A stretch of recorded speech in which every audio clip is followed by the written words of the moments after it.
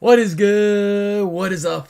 It's Jordan here, Texans Thoughts, and we're back with another live stream. It's not Thursday, I'm coming to you on a Monday because I missed last week, but I got a very good reason for that because I wanted to wait. I wanted to recap the entire combine, and by Thursday, it had only been a few position groups, but now today, the entire combine has been finished, and we are here to recap everything, to tell you my winners, my losers, of the combine, and talk about some prospects that the Texans are favored to pick at 3, and how that decision might have changed, if it did change or whatnot. And we'll do some mock drafts. We're gonna have a great damn time doing it. But first, I gotta shout out everyone in the stream who's already here. My boys Money, Matt, Beige, Jay, Patty Storm already dropped the $5. So this comment section belongs to him. Them the rules. I don't make them. Well, I do make them, but I enforce them mainly. So thank you, Pat. Thank you, Money Matt, for the $20. He says, get out of here, Pat. Since there's more money, he reclaims it. We got a dono battle going on. You got to up it, man. That's all you got to do. It's that easy. Y'all know what time is. Hit the like button if you guys do enjoy this. It helps me, helps support the channel. And, potentially maybe turn this into a full-time thing. I don't know. We'll see. But right now, we're just doing it because, it's fun. And I want to bring y'all some good content. All right, let's get right into it. No more introduction. Actually, I have a Google Doc I wanted to open because I made some notes because, there's just so many winners and losers that it's hard to keep track of them all sometimes. So while I pull that up, I want to ask y'all a question. Who do you guys want the Texans to draft at number 3? Because it's a tough decision. Well, it's a tough decision, but at the same time, I feel like it's hard to make a wrong decision if you're the Texans. There's so many different ways you can go. You can really just take the best available of whoever is there. You could trade down. Oh my goodness. I don't need to do that. Okay, so who do you guys want to go with? Put it in the chat, and then we'll talk about that a little bit. All right, so got the combine stuff there. I can close that. Ooh, Kyle Hamilton. Lots of Kyle Hamiltons in the chat. I like it. I like that.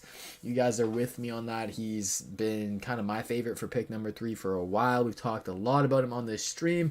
And we got a Dono War starting.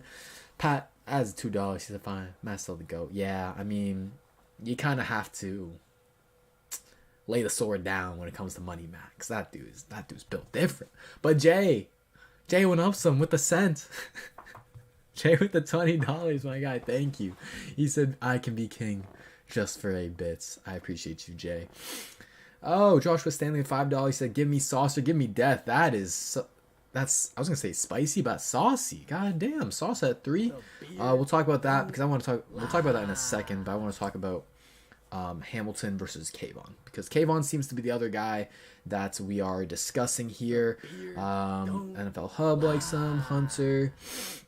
So that decision, I feel like you guys remember a few streams ago, it was more than a few streams ago, I kind of expressed my concern with Kayvon Thibodeau and about potentially his work ethic, and potentially because he's got so much on his plate with the business side of things, and then all he wants to accomplish there, which is amazing and is great. But it kind of gave me worries about, how much time is he going to really have to spend on football? Well, now national media is on that too. And now it's kind of gotten to the point over the combine where they're almost overstating it to a point. Like I thought it was something to bring up, but it still doesn't mean I'm not going to take him like top 3, top 5. So that was a big talking point of the combine this weekend of KT's, does he love football? Is he going to put 100% into it? Is he Jadeveon Clowney 2.0? And then he went on record and said to the media that he sees himself as Jadeveon Clowney 2.0. So, I mean, he's right in a sense that he's this super athletic guy. He's a freakish guy who needs to refine his pass rushing skills. So I like that he's self-aware in that sense. But I don't think he really meant it in the fact that, he's not going to really, make the necessary adjustment. God damn, y'all blowing up this damn Dono War. Okay. So I think that kind of narrative, there's some where there's smoke, there's fire, that whole thing, but it got pushed too far at the combine by the national media, in my opinion. So I'd be very happy with Kayvon at 3. I think I'm still leaning Hamilton. Now the issue there is Hamilton ran a bad 40. He ran, let me pull it up for y'all. Where'd it go? Here's RAS. Kyle Hamilton ran a 4.59 official 40, which grades out to be just okay. On a scale of 1 to 10, it grades out to be 5.58 out of 10, which, is not exactly what you want out of your top 3 pick, the guy who's been touted as a freak generational athlete. It's not exactly what you want, right? So I understand the concerns there a little bit, but I'm here to tell you that if you watch one play of Kyle Hamilton, you will quickly see that man doesn't actually run a 4.59 on the field. That man is so much faster than that. So that's the difference between like the timing speed and the play speed. The play speed on the field, Kyle Hamilton, what makes him play faster is that he's always one step ahead of offenses. He always knows where the offense is going to go, where they're trying to go. And so he can go before the throw is even made and get to the ball. And that's how he has all the production he has and the crazy highlights he has, because his play speed is faster than his testing speed. So I'm not really worrying about that 4.59 40, even though it was underwhelming at the same time. Okay, so those are my 2 cents on kind of the biggest storylines for those top 3, those 2 guys to potentially take at the top 3 pick. Goodness, I cannot speak today. It's been a long day. Either or, I'm very happy. I am still leaning Hamilton over Kayvon, but I'm not happy with either or, really. Okay, Josh was standing $5. He said, give me sauce or give me death. If we trade down, absolutely. If we trade down to the later top 10 or even just outside of the top 10, absolutely. Go Sauce. But I think Sauce, while he had a really great combine, I don't think he's like the Jalen Ramsey level type of corner that you would have to be to make it worth taking a corner at 3. I hope that made sense. I don't think he's that freaky of an athlete, that diverse of a coverage guy, like can play all different types of coverages, and is as big and physical as Ramsey is. He's physical, but he's not at the Ramsey level. So I don't know. I would have to trade down for that, Joshua. Tariq. I like Tariq. We'll talk about him later. Let me get through these donos. Another 20 by Money. Matt. I don't know. Jay still got you by a cent, Money. He still got you. Is Hamilton's 40 time an issue? Okay, we got over that. Willie Boy P with a $10. He said, hey, I wonder if Nick is scheming at the combine and finding a trade partner for Watson. We'll talk about Watson really quickly. We'll touch on that. I think his depositions are supposed to happen very soon, like within the next 2 weeks, if that's what I read correctly on Twitter. So we should have some new updates in that regard. We've seen the Giants and we've seen the Dolphins be very clear to the media that, they're out on Deshaun Watson. That's what they're saying. But actions speak louder than words, so we'll see what really happens in that sense. I mean, of course, the owners aren't going to come out here and say, oh yeah, we're willing to trade for him. Like, fuck Daniel Jones, we're going to go trade for Deshaun Watson. They're not going to come out and say that, especially for someone who has such alarming allegations that Deshaun Watson does. There's a lot of bad PR that comes along with, actively trying to pursue a guy who has 23, 24 sexual assault allegations against him. So as the owner of a team, you just can't really do that. So I understand why they made the comments that they did, and we'll see, if their actions align with their words. Okay. Sauce about to run this league. Him and Hamilton get her done. I like Sauce a lot. Don't get me wrong. Hamilton looked like he didn't train for the 40 once. Yeah, he's got a weird body type for it too. Like he's got really long limbs, and so it's hard to run. Sometimes it's good because you have the long strides, but also sometimes that dude's a big dude. He's 6'4", 220. It's tough. I'm not a track guy, so you might know better than me, Trey, in terms of technique and stuff like that. But that's interesting. That's interesting because he's touted as a high intangible guy, big time work ethic guy. So I don't know if it's he didn't put in the work, his trainer messed him up, or what. But it definitely is a bit disappointing. Definitely is a bit disappointing. Sauce won't be able to take the speedy number 1 guys. Yeah, he's going to be a bit more matchup dependent. And that goes to what I was saying about why he's not really Jalen Ramsey. He's not going to be able to go take on a guy like a Tyreek Hill or, those speedsters, for sure. For sure. But the combine is the most overrated sporting event. The tape don't lie. You know it. You know it, Daniel Hill. Yeah, so what the combine is good for is it's good for if you think a guy is a good athlete and he tests like a good athlete, then boom, you kind of confirm that, and it's kind of just like a confirmation thing. But if you think a guy is a good athlete and he tests bad, then you might want to go back to the film and see, okay, maybe I missed something. Maybe he actually isn't that fast. Or if you go back to the film and you see, you know what, this dude's fast. Like, then he's just one of those guys who plays faster than he tests, like Kyle Hamilton. So that's kind of how I use the combine and how I think the best way to use those results is. I'm here to say that I ain't come for the money down. Then draft Hamilton. Yeah, I'm happy with it, man. Mock draft Monday, we will get into it. Yes, sir. Yes, sir. Okay, what I do want to get into are my winners and my losers of the 2022 NFL Combine. We're going to try and run through them relatively quickly. I'm just going to show you guys some of their, testing times and the reasons why I thought they won or why they lost. And then we'll move on to mock drafts really quickly. All right.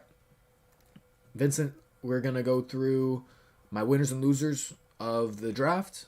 And we're going to do some mock drafts. Not of the draft, of the Combine. And then we're going to do some mock drafts. That's what we're doing. Reed can walk, in my opinion. Safety is a pretty replaceable position. That's what I'll say. Okay, quarterback, Malik Willis, number 1. He blew people away in all the interviews. And that's a big underrated portion of the combine. It's honestly more important than the athletic testing because teams need to be able to trust a player's character, a player's football IQ, and a player's work ethic. And that's stuff you can learn from these in-person interviews. And all reports were that Malik Willis absolutely aced those. I think he's definitely going in the first round. Probably a top 15 pick. Top 10, maybe. It's going to be between him and Kenny Pickett, in my opinion, for quarterback 1. So we'll see where that goes, man. He's got all the intangibles and athletic traits that you could want in a project quarterback.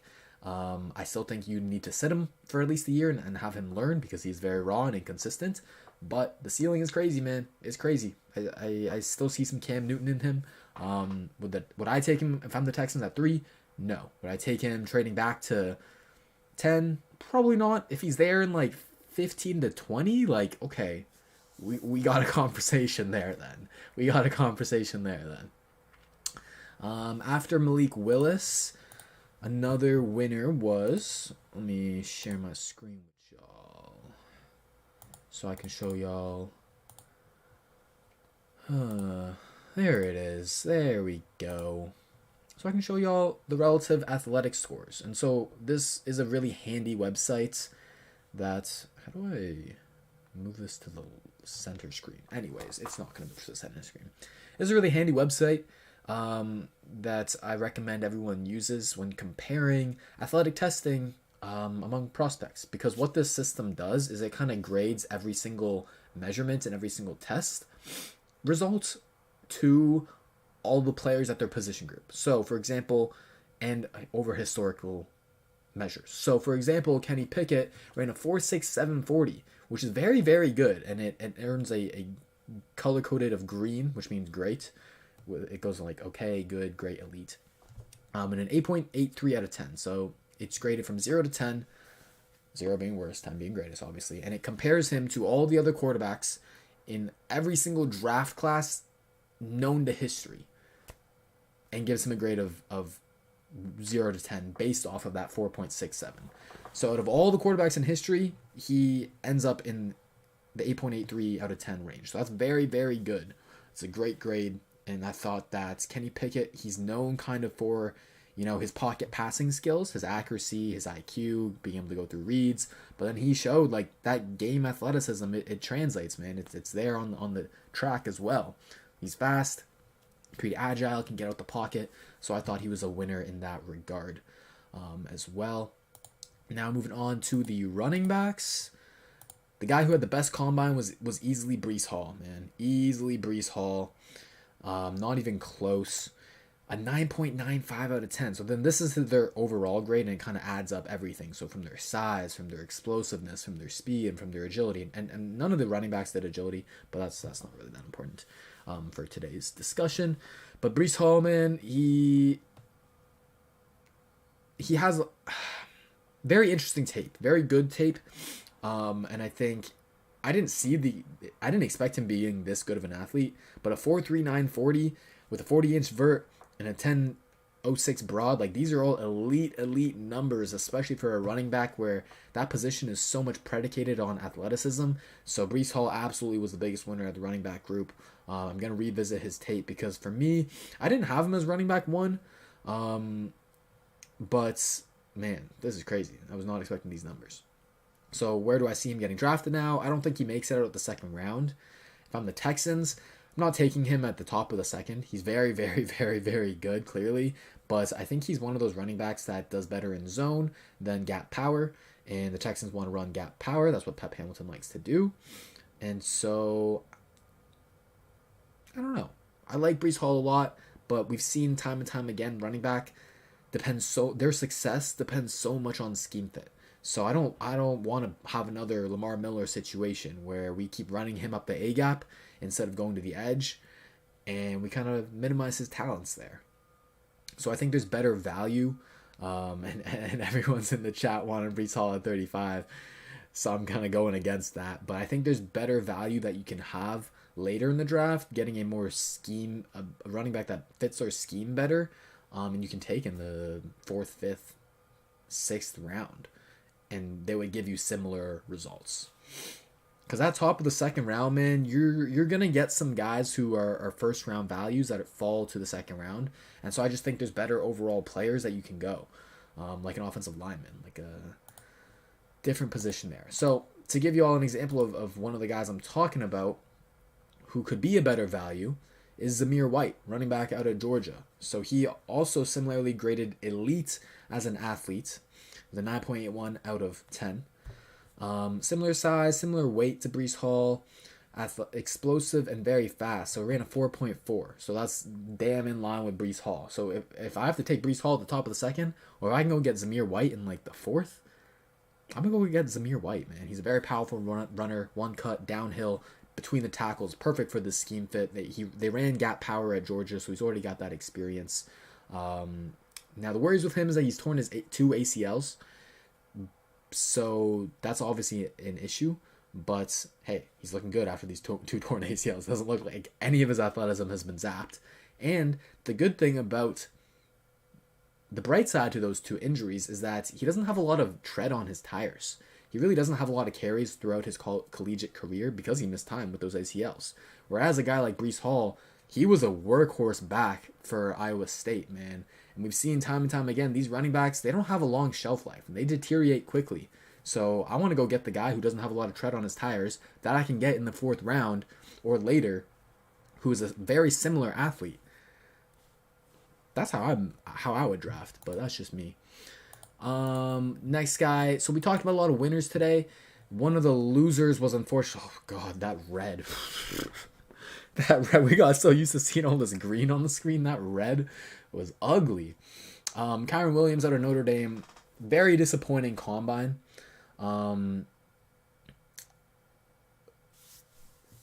The numbers of the speed and the explosiveness are bad, and then also the size. So you'd expect like a 5'9", 194 running back to be pretty damn fast and to be pretty damn explosive to make up for that lack of size, but he failed to do so in the testing. So a lot of people I'm seeing on Twitter are like, red flag, like take Kyren Williams off your board, don't even draft him, drop him down to the 6th, 7th round. And that is right there is a clear overreaction, in my opinion. Because if you watch Kyren Williams' film, this guy has never been a speed back. His game doesn't rely on being athletic. It doesn't rely on running 40 yards down the field and just ripping off giant touchdown runs like that. He's not like a speed back like that. He's a power back who goes between the tackles and always adds yards after contact. He's a tough physical runner. That's what he does. That's his bread and butter. And in addition, his main value comes on passing downs. He's the best pass protector in the class and a solid receiver as well. They line him up out wide too. So he doesn't need to be the fastest guy to go pass protect. So I'm still going to go ahead and draft Kyren Williams. He's definitely not off my board. If he's there in the 4th or 5th, like, I'd pull the trigger. We know the film don't lie. There you go, Beige. So he was technically a loser, but at the same time, I stand by his film. I think he can still be a very productive running back. Moving on to the wide receivers. And there might not have been power back at 195. Yeah, I was very surprised. That's a good point, Toby Maguire. I was very surprised that he weighed in that light. But that dude runs with toughness and heart. And man, I don't care how much he weighs. I mean, you watch some of his plays, like he's just dragging guys. He's breaking tackles. He's got contact balance. So I think there's one of those where maybe I'll be wrong, man. Maybe I'll be wrong for trusting the film too much. And we can talk about that later when it comes to that situation. But that's how I feel right now. That's what I'm standing by. On Christian right now, oh my goodness, Christian Watson. Probably no one has had a better offseason in terms of raising their stock. I mean, he absolutely killed the Senior Bowl, absolutely killed the Combine, like put up absolutely insane 9.98. His closest comparison to a wide receiver with his size, who also put up his athletic testing numbers, was Calvin freaking Johnson. Holy. Now, I'm not saying that's who he's going to be, a freaking Hall of Famer, but at 6'4", to run a 4.36, to jump 38.5 inches and 11.04 in the broad, like, everything's elite across the board. It's beautiful, man. Christian Watson, a lot of guys, a lot of experts project him now in the first round.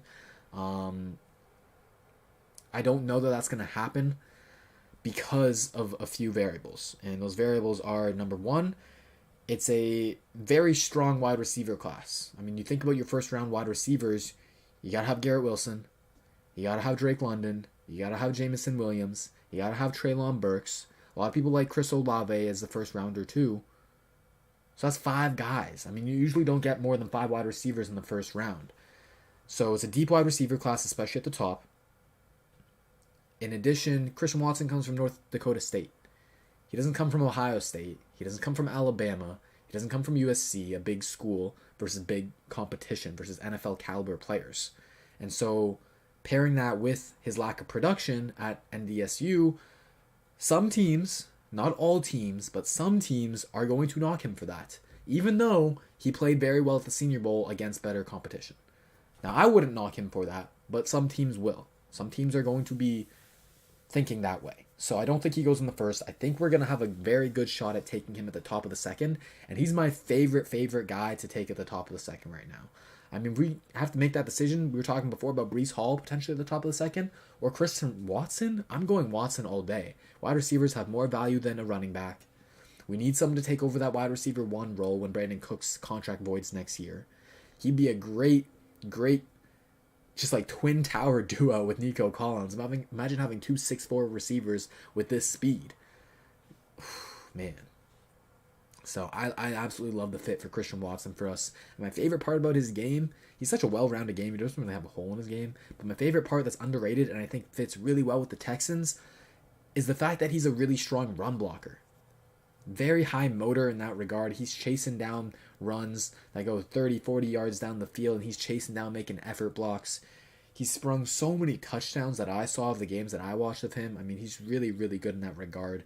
And we need to improve our run game. And so we've always talked a lot about, improve the O-line, improve the running backs. But you also got to get blocking from your receivers and your tight ends. And so getting a guy like Watson, perfect player, man. Craziness in that. He's just so well-rounded, man. He's so well-rounded. All right. Next up in the wide receivers, the guy who ran the fastest 40 time, Tyquan Thornton out of Baylor. Can we talk about Baylor for a second? Oh my God. Them in Georgia just had these absolute freaks. Timing crazy. Crazy, man. But Tyquan Thornton, man, at 6'2", ran a 4.28. That speed was insane, and I hadn't seen his film before the Combine, but this made me like, hey, I gotta go watch his film. So I checked it out Sunday night, and I wrote an article about him, which released today, so go check out my Twitter for that. It's up on TexansUnfiltered.com. Kind of showcasing, does his speed actually translate to the field? And spoiler alert, it does. It does, man. It does. Whoo, he's a speedster.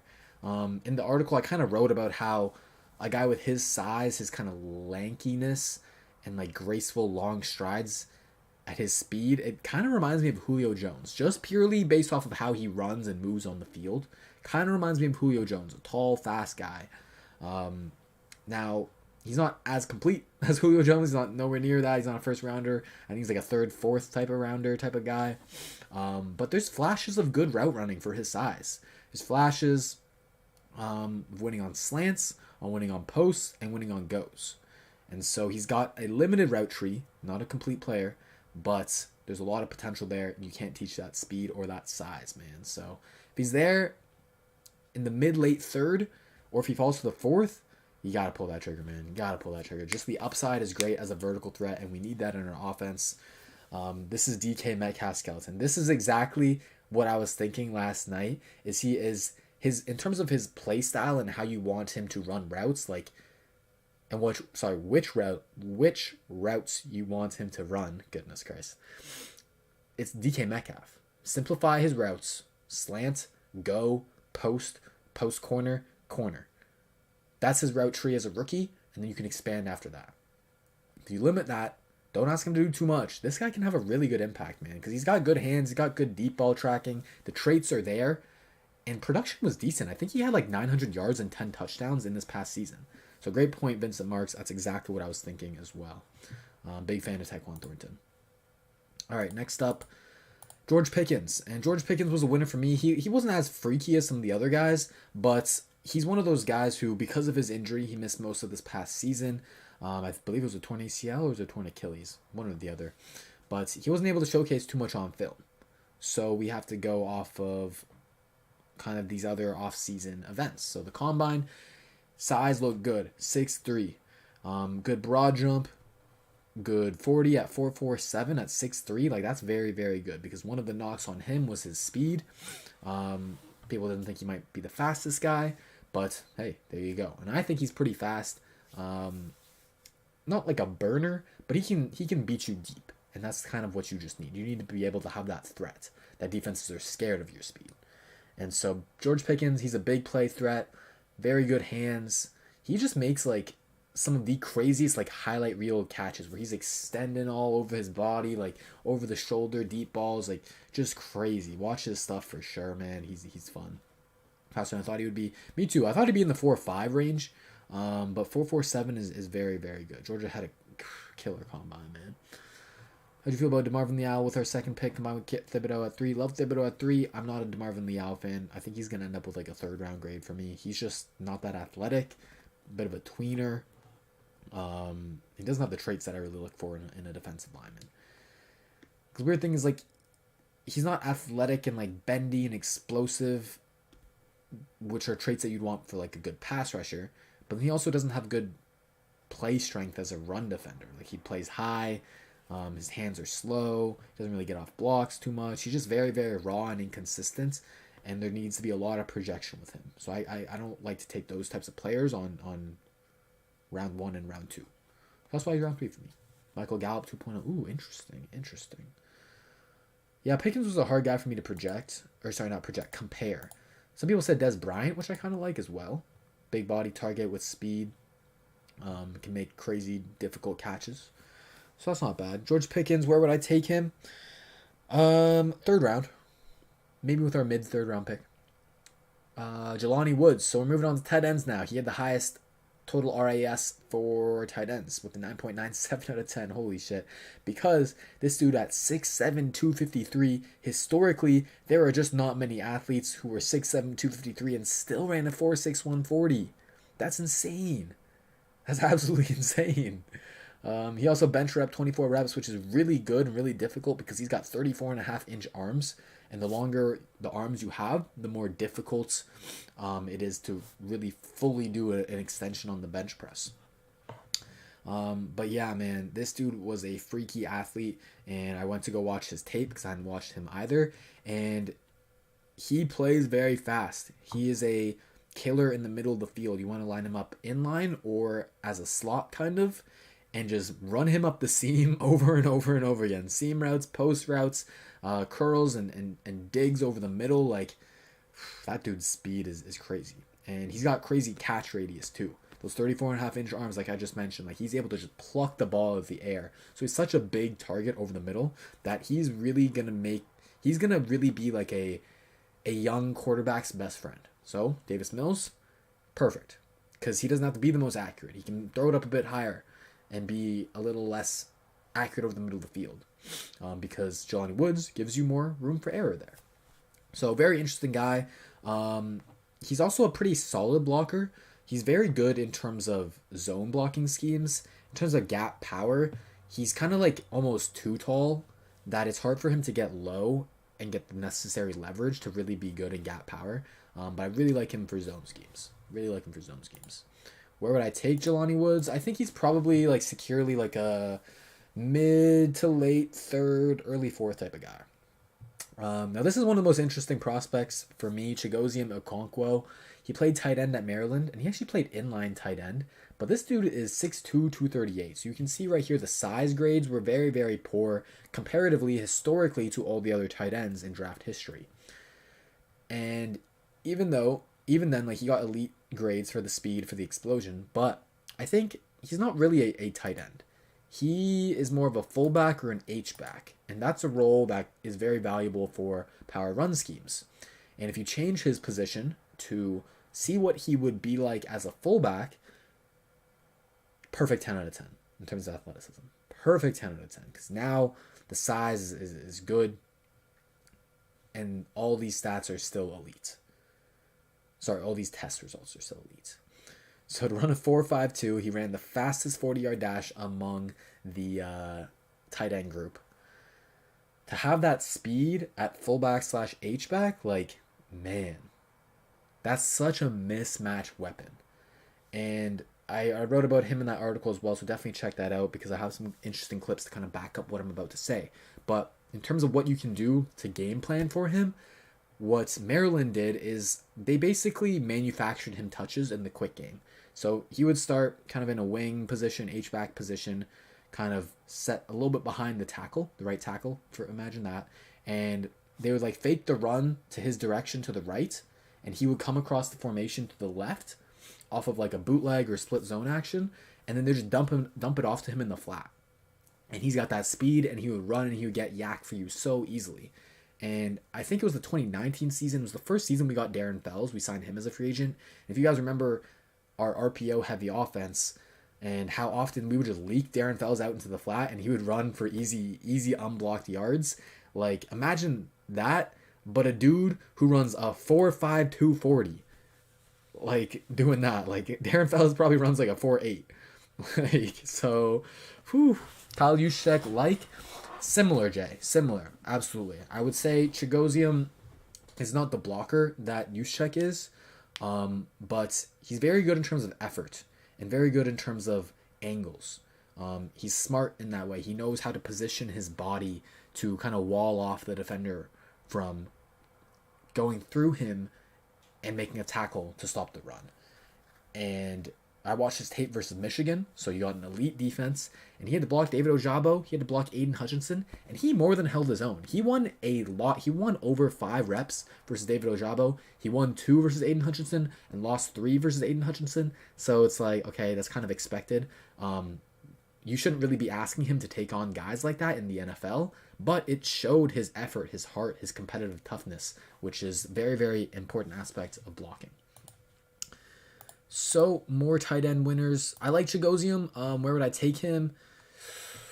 I would probably have to take it, like, because now that we're talking about this role as an H-back / fullback, like, that has the lowest positional value apart from special teams, apart from kicker, right? So, that lowers him a little bit for me in terms of where I would take him, probably in the 5th.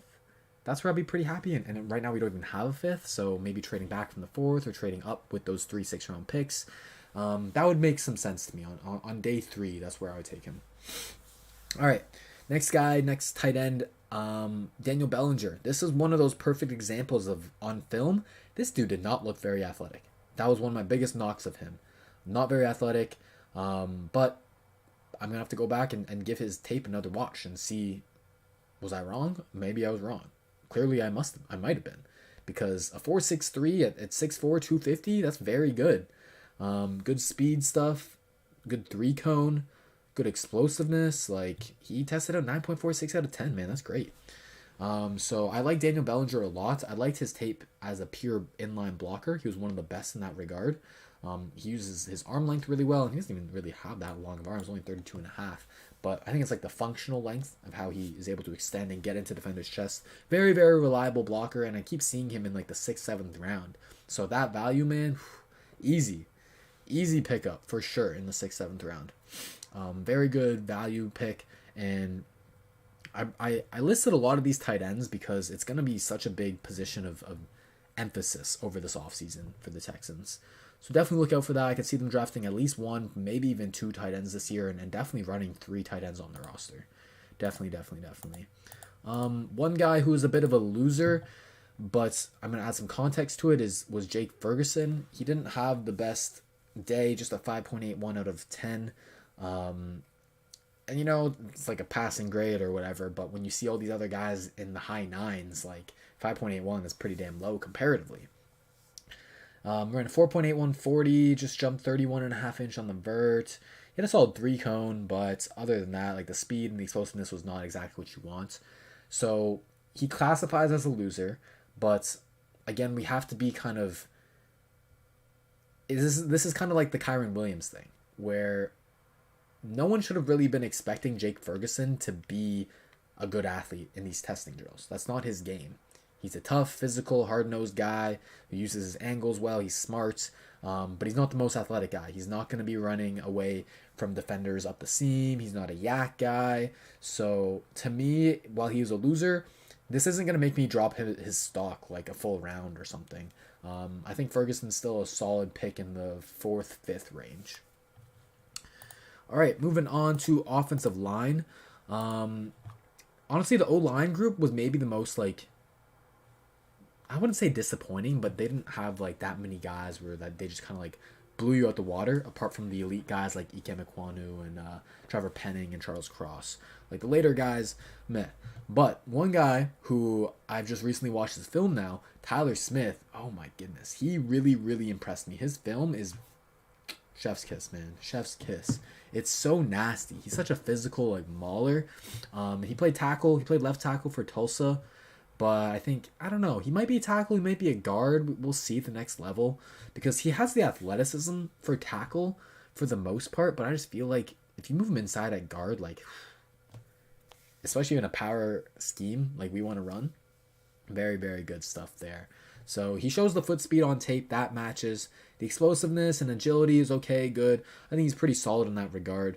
But Tyler Smith, one of my quote unquote my guys now that I've seen his film. I probably have him. I think I gave him a 2nd round grade. I think this is the type of guy that he has some things to clean up. He had like 15 penalties last year. And sometimes he like wins like ugly, but he's got a lot of potential at tackle and at guard. So to have a guy that has dual purpose like that, also tests very well, and his tape is very good as well, like, I'm taking that in the 2nd round. I don't know if it's the top of the 2nd round, but if we trade down from the 2nd, Tyler Smith, have him on your radar for sure. I think the Texans are going to like him a lot. He brings a lot of nasty and athleticism at the same time. One of my guys throughout this entire process that I've absolutely loved, that I thought people were way too low on throughout this entire process, and I said he would be the Senior Bowl star, and he was. Cole Strange out of Chattanooga, small school guy, but he killed the Senior Bowl, and then he killed the freaking Combine too with a 9.95 out of 10, man. Whoo! Measured in at 6'4.5", 307 pounds. He was one of the leaders in the bench press with 31 reps. That's very, very good. Explosiveness was decent vertical, but very good broad jump. So he's an explosive dude, an agile dude. Look at these agility scores, man. A 4.5 shuttle, a 7.44 3-cone. Damn. And then a 5 basically flat 40. So elite numbers out of Cole Strange. The athleticism definitely pops up on tape. And at Chattanooga, like, yes, there's competition concerns there, but he absolutely steamrolled the competition there. And then he went down in the Senior Bowl, played a different position at center that he's never played before. Actually, I think he has played before, but he's mainly playing guard and tackle at Chattanooga, and he went to center and looked damn good there. So I think he's a very good fit at center for us. Not so much at guard, because I think you want a bit of a bigger guard for this power scheme with longer arms and more weight on him. But at center, Cole Strange is a perfect fit for us in this gap power system, man, because he's not only is he physical and nasty, but he's also got the athleticism to, be a puller, to get out in space and help us out on screens and stuff. We love our screens. So I like Cole Strange a lot for sure. All right, moving on to the defensive side of the ball. I got to hurry this ass up so we can do some mock drafts. Okay, we're just going to run through these a bit quicker. Aiden Hutchinson, he did what he's supposed to do. I don't know the people who are saying Aiden Hutchinson is not a good athlete. I mean, he proved it. He proves it on tape, and he proved it at the combine. Elite numbers out of him. Elite 40. Elite vertical. Elite agility drills. His 3-cone was like a thing of myths. And no one thought he was actually going to run this fast with a 3-cone. But it was... This essentially means it was like the 3rd best 3-cone drill ever. So that's crazy. Aiden Hutchinson did what he was supposed to do. He was the 3rd highest rated defensive end in terms of RAS overall. Kayvon was the 5th. Another guy who did very well was Jermaine Johnson. At his size, 6'4", 254 with 34-inch arms. It was very impressive what he was able to do. If the Texans do get a second first-round pick, or if they trade down to like the early teens, Jermaine, look out for him. Because... Dude's a freak. Moving on to some defensive tackles. This is a guy... Oh, this is Jordan Davis. Wait, who did I click on? I did click on Jordan Davis. Okay. The freak of the combine. I mean, there's not much else that you need to say. Everything was insane. For a guy to be 6'6", 341 and run a 4.78 40, I mean, he's an alien, man. Someone send him a drug test because that dude was unfreaking believable. Holy... Not much needs to be said, man. Jordan Davis, absolute winner. He's a thumbnail for a reason. Someone else who had an underrated combine that kind of got overshadowed by Jordan Davis was Travis Jones out of Connecticut. He's continued to have a very impressive offseason. He killed the Senior Bowl. Now he's killed the combine. He's also a big dude, 6'4", 325. He ran a 4.92 40. So, great numbers there on the 3-cone too, and on the broad jump. Travis Jones probably isn't getting out the second round anymore. He's a great nose tackle / one tech, which we kind of have Roy Lopez for, but I mean, he can do things that Roy Lopez can't do. So I mean, if he falls to the late second or the 3rd, like you just kind of have to take him. He's just that talented.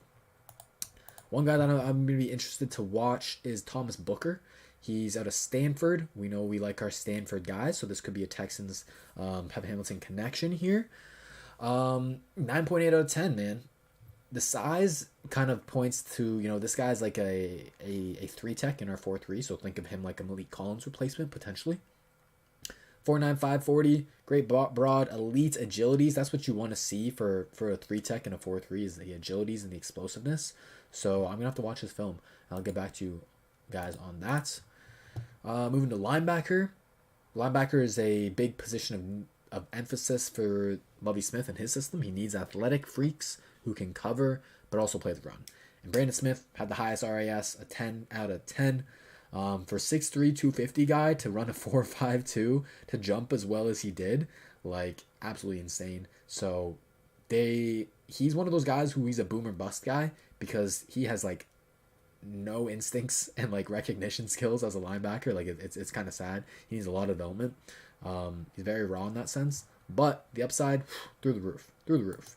Penn State, man, they know how to put out these athletes that their tape is, there's maybe some holes there, but they figure it out, man. One of my favorite guys in this linebacker class, Quay Walker. He's my linebacker 3. I have a first round grade on him. Killed the combine as well, 9.66 out of 10. 4.5, 240. At 6'3", 241. Like at 241, dude, holy. He could run for sure. I like him a lot. If he's there in the second, you got to pull the trigger, man. I'm Lloyd, Muma, and Chanel. I'm not a big Muma guy. I like him, but he's more of like a 3rd, 4th round type of guy. Chanel, same thing, 4th roundish. I like him, but it's the coverage that... It's just hard for me to value a linebacker that is not great in coverage, man. Moving on to the secondary, Tariq Woolen, perfect 10 out of 10, man. Another one of the biggest winners of this offseason. Killed the Senior Bowl. Looked very good against better competition. 6'4", 205. That's a cornerback, man. That's not a safety. That's not a linebacker. That's not a wide receiver. That's a cornerback. Jumping 42 inches. Running a 4.26. I mean, this is a video game, dude. This is a my player in Madden. Holy. Absolutely craziness. Now, does he play to this athleticism? No. This is like Deion Sanders, like Jalen Ramsey type of stuff. But it's pretty damn close. It's pretty damn close. He's pretty fluid, pretty fast. He's kind of like if Lonnie Johnson went Super Saiyan. That's the comp I made.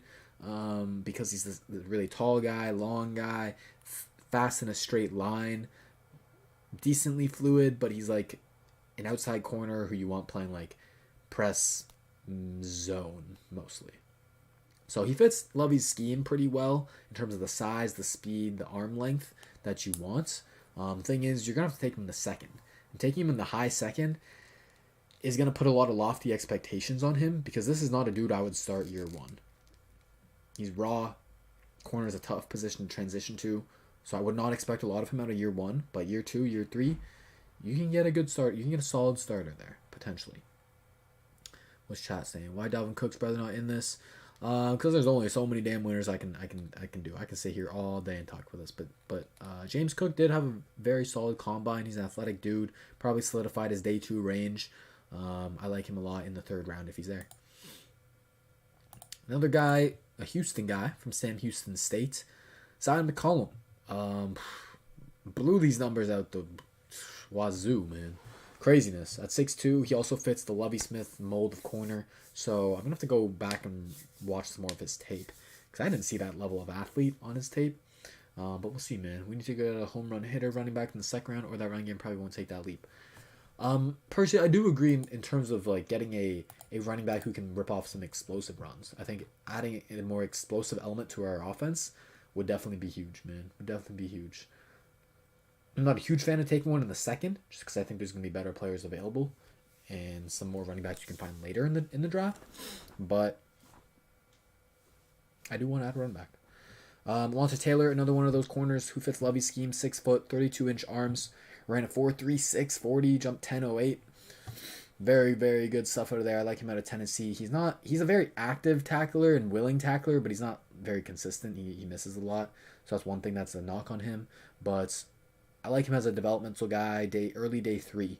Take him and work with him. Jalen Armour Davis out of Alabama also had a great day. Also fits a little bit of the Lovie Smith mold. 6 foot, 30-inch arms. Maybe not as much the size, but he plays very physical and with good functional length on tape. 4.39, so good stuff there as well. He's a name to keep an eye on day 3 as well. Sauce and Kyer did well. Kyle Hamilton we talked about before. Last 2 guys we'll talk about safeties. Lewis Sine out of Georgia. One of my favorite guys in this draft, man. I don't think he's getting 1st round hype now, but I think he's more of a strong safety than a free safety. His coverage is inconsistent, and so I wouldn't take him in the 1st, and I think in the 2nd I would want to take him, in the mid-2nd. I like him a lot. He's a tone setter. I compare him to Kareem Jackson, but he's a strong safety who isn't great in coverage, and so that doesn't have a lot of positional value. It just doesn't. But he's a freak. But he's an absolute freak. Who I do think has a lot of positional value is JT Woods out of Baylor. Another Baylor guy. Ran a 4.36 at 6'2". His jumps were elite. Basically a 40-inch vert, man. God damn. He's a ball hawk. It's kind of funny. He's the strong safety, and it says Lewis Sine's the free safety. I would flip those two, really. JT Woods is the ball hawk. He's the headhunter. He led the college football in interceptions with 5 this past season. He had 3 the season before that. He's just like the turnover machine that Lovie Smith wants. So, yeah, keep an eye on him as well. Alrighty, let's do some freaking mock drafts now, y'all. Don't need safeties who can't cover. That's a must for this game. Exactly, Ethan. Exactly. You know it. Now, I do like Sign. Don't get me wrong. But he needs some coaching up in terms of the coverage. Because he's just so aggressive. He's literally so aggressive that he bites on double moves really easily. And he's just not that disciplined in that regard. Because he wants to go lay out some big hits, man. Alright, mock drafts. Let's do it. I don't think I'm going to, unfortunately, have my Texans Thoughts team leaders on today. I apologize, my guys. I really got to go at 8. 8 for me. I think it's 10 for y'all. Really got to go. Busy day for me, but unfortunately, don't think I'm going to have y'all on. But, okay, if this is how it goes, put it in the chat. I think we're going to end up going Kyle, but put it in the chat what your vote is, Kyle or Kayvon Maybe we want to go somewhere else. Maybe we want Sauce at 3. Maybe we want Trayvon at 3. Do no Watson trade. This is a no Watson trade mock. I got you, RDLH04. Hamilton, Kyle. Hamilton, Kyle. Yes, sir. That's the move. That's the move, Kyle Hamilton. I don't care about your slow 40 because you play way faster than that. And you're just so damn smart that it doesn't matter, man. It doesn't matter. Overwhelming votes for Kyle over Tibbs. Kyle Hamilton, man. He's someone you can build your defense. Ooh, I see a gem just fell to us. Now, usually I like to go Christian Watson here at the top of the second. But with Kenyon Green here, Kenyon Green is a borderline top 10 talent for me, man. A borderline top 10 talent for me that I just can't pass up here in the top of the second.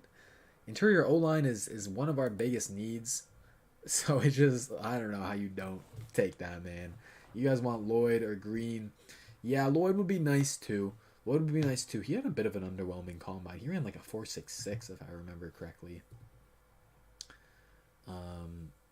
But I just think Green is a better overall player.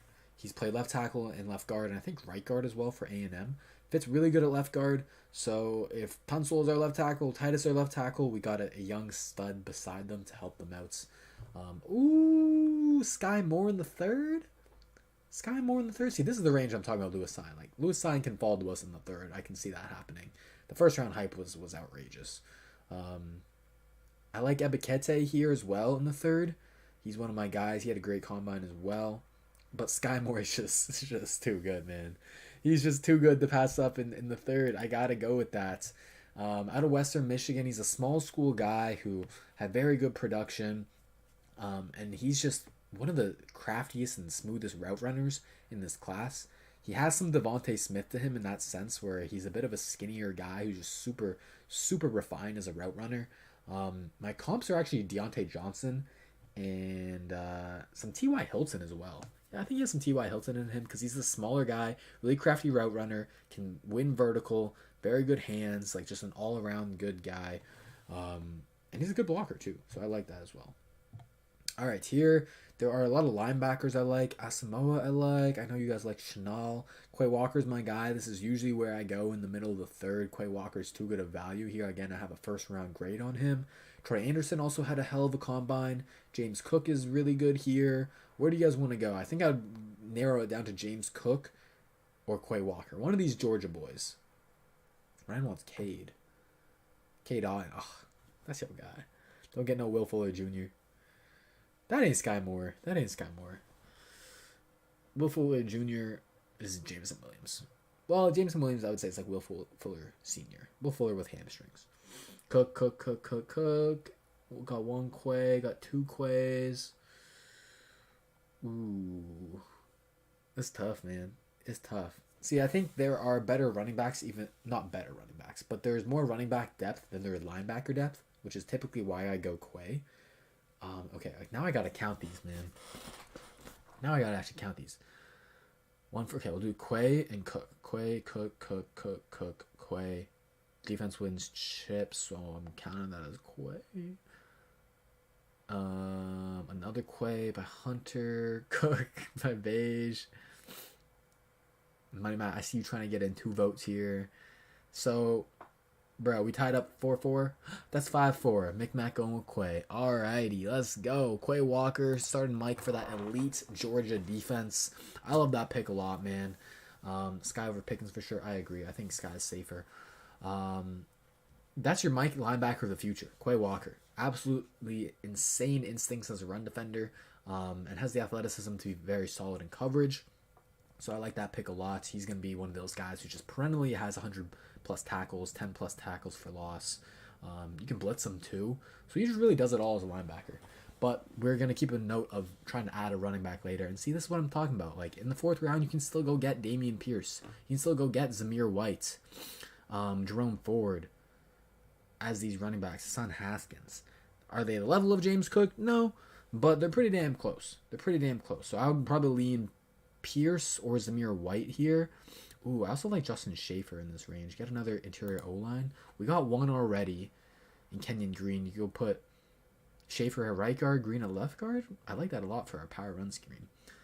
But I also understand either going Pierce or Zamir here. I think that would be my pick. Yeah, the rest of the guys, no, we can go get better value. I see one for Zamir. Out of my boy Jay. Yeah, we big Zamir fans here. We're probably gonna go Zamir. Georgia, Thornton, Obvi. I think Thornton I can get him later. Yeah, Thornton I can get him later. How do you feel about Rashad White? Rashad White's really interesting to me because I quickly skimmed over his film before the Senior Bowl, and I thought it was meh. I thought it was mediocre. I didn't think it was great. I graded him out as like a 6th rounder or something like that. But then he looked like one of the best backs at the Senior Bowl, and he did very well at the Combine as well. So I think I need to watch more games of him. I watched a small sample size. I think it was like 2 games. I want to watch another 2, and then we'll see. Because I didn't think he looked that athletic. He lacked a lot of power as a runner. So I thought that, he would be kind of a change of pace back as a rotational back on 3rd down, and be more of a 3rd down guy. Damn, my Lakers lost again. RIP to the season, man. All right. What do we go with here? I like Alex Wright as a developmental edge guy. Heard some very good things about him. Cade Mays, I watched his tape today. Pretty solid right guard, right tackle. My guy JT Woods is here. I might just have to go JT Woods, man. That's too good of value. Or Charlie Kohler. There's a lot of value here in the 6th. I'm finding some guys. Any good DBs here? Yes, we have not gone DB at all. Let's see. I hated Josh Thompson's 2020 tape. I haven't seen his 2021 yet. Kalen Barnes would be a good upside pick, but he doesn't really have the size that Lovey wants. Ali Green has the size. We can get Zion McCollum a little bit later. So I think we're going to go McCollum or Barnes a little bit later in this, just because we want to take those upside guys. I think JT Woods would be the DB that we would want to go with, man. I love Alex Wright. So that's the thing. Do we want to go an edge, or do we want to go a DB, or do we want to go a safety? Does Justin Ross's injury scare you a little bit? Especially because of how bad his 2021 tape looked. He did not look like the same person who dominated in 2019. So I wouldn't take him until day 3. Go get the corner from UTSA. Dude, he was gone in the 2nd round, I bet. I think he was gone in the 2nd round. Let's see. Yeah, Tariq Woolen went 47th.